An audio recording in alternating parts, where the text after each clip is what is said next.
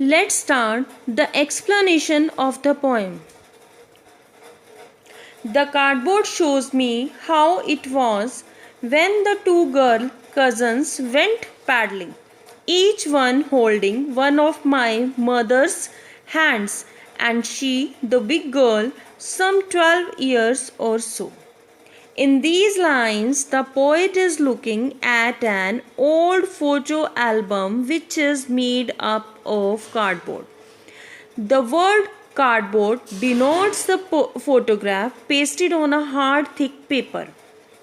In the picture, there are three girls who are walking on the beach holding each other's hands. The girl in the middle is the tallest and oldest. The other two girls on each side are younger than her. The girl in the middle is the poet's mother. She is around 12 years old when the picture was taken. Next stanza. All three stood still to smile through their hair. At the uncle with the camera, a sweet face, my mother's, that was before I was born, and the sea, which appears to have changed less, washed their terribly transient feet.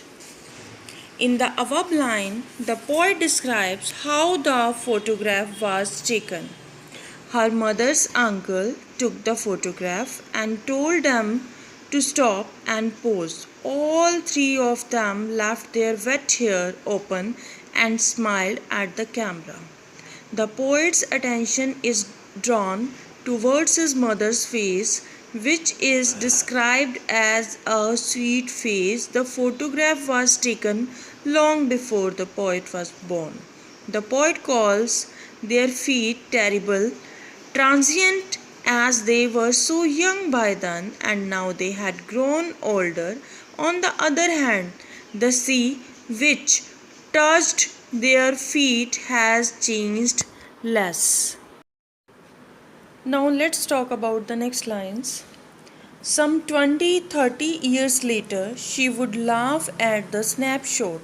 See Betty and Dolly, she would say, and look how they dressed us for the beach, the sea holiday. In these lines, the poet says, after 20-30 years later, she would laugh at the photograph. She would tell me to look at her cousins, Betty and Dolly, and how their parents would dress all three of them up for the beach. They would have planned to take a photograph beforehand. Thus, the mother would remember that sea holidays of hers. Let's talk about the next lines. Was her past, mine is her laughter, both wry with the labored ease of loss.